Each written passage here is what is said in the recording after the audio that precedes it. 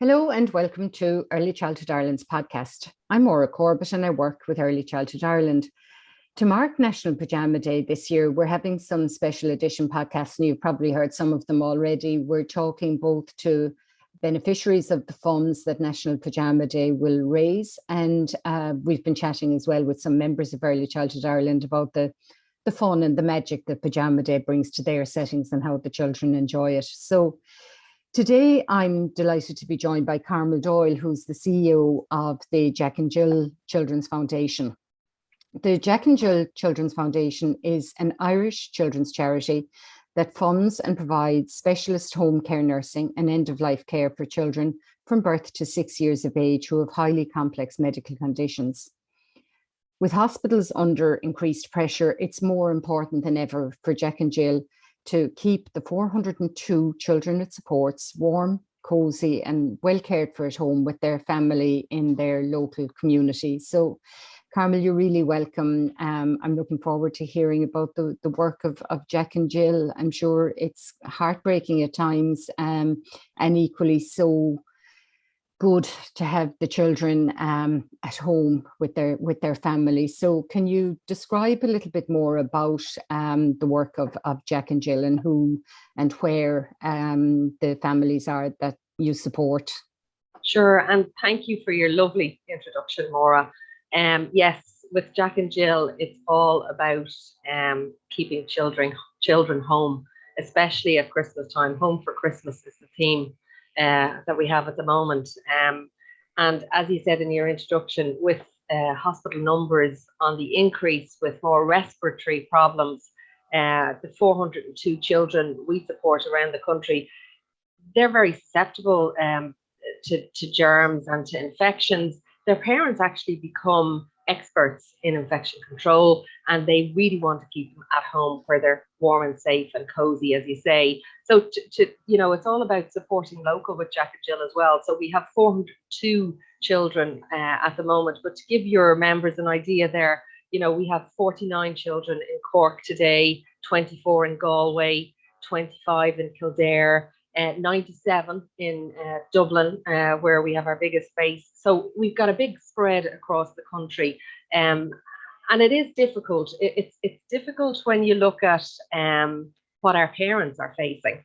And one of the questions they hate getting asked is, how do you do it?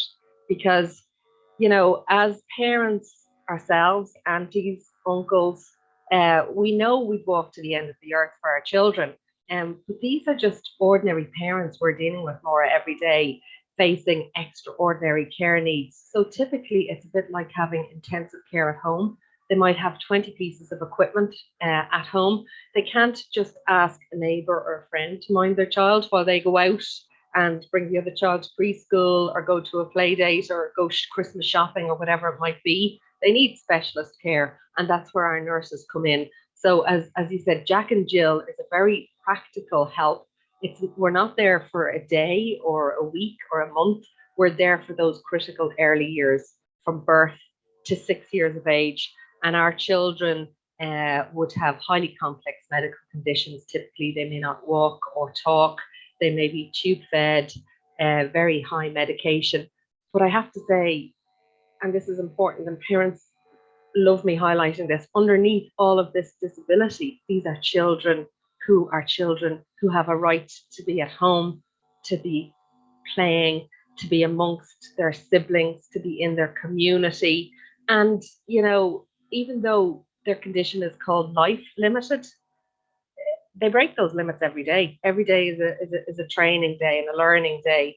And, the number of children I've met over the years who maybe the prognosis was so rare that the doctors didn't know if they'd ever walk or talk. And then you see them 2 or 3 years later after intensive care at home, physiotherapy, parents just do a great job supported by Jack and Jill. And these children have their own little milestones. They have their own way of communicating, and they touch a part of your heart that you never knew existed. So, for people to say, I don't know how they do it, you do, because we all know the ends of the earth we would walk to for our children. So it's a very practical service. It's been designed by parents for parents We're nearly going now 25 years. Next year, 2022, is our 25th anniversary. And we've looked after 2,694 children since the charity was established by Jonathan Irwin and Marianne O'Brien in 1997. And I'm very proud to be the CEO. But yes, it's difficult when you look at what these parents have to deal with every day.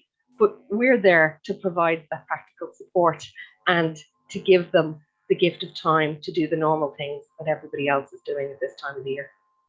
I love that you mentioned siblings because, especially now, but in any time that there is a child in hospital, it's the separation of siblings, because it's not, even apart from COVID, it's not always possible to have siblings visit a hospital. It's not always, desirable. It can be a bit intimidating, and I love that bit about children being at home with their siblings, having as normal a family life as they can, that they haven't a hope of having if they're in hospital all the time. Well, it's I know in Early Childhood Ireland you're all about learning stories, and putting the extra into the ordinary times. I was in a house there last year, and I remember doing an interview like this, and I was sitting down with the mum and the little girl Willow and her brother Noah, and we were talking about Willow and the fact that she doesn't talk. And Noah interrupted and says, "She does talk. She talks to me. She doesn't walk. No, but she flies. Me and her fly." I'm just saying, you don't get that in hospital. In Noah's world, it's not an extraordinary, complicated chair she sits in. It's a rocket ship. When his friends come around and say, well, pre-COVID, what's wrong with your sister? I heard another little boy say, well, he stopped in his tracks and she was in a wheelchair and she had all the tubes and everything. And the other little boys were saying, what's wrong with your sister and this? And he said, do you know the mermaid in Minecraft? She's rare, very rare.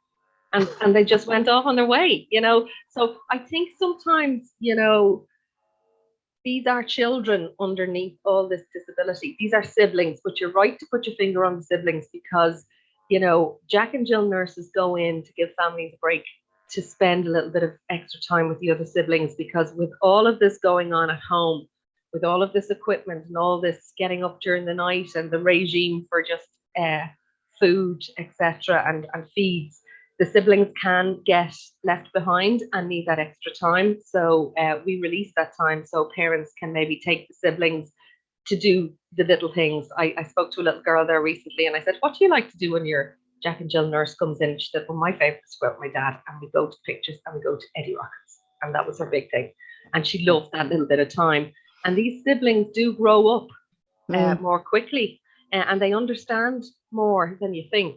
You've got to remember, they get so used to this regime themselves. They are the helpers as well. And another little girl who her brother had been a Jack and Jill child and passed away, and then the mum was expecting another baby, and she couldn't understand when the baby arrived home. She wanted to know, where's all the equipment.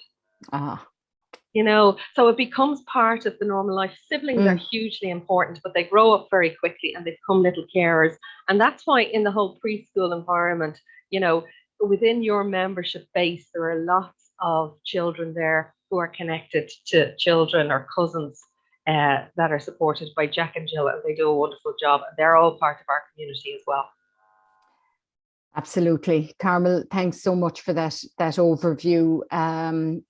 It's heartwarming and I suppose kind of heartbreaking in equal measure, but you're so right. You do what you need to do when it's your child, when you're in that situation. And thanks too for making the link that, this the funds raised by Pyjama Day could support siblings of children in the settings that will be raising the funds.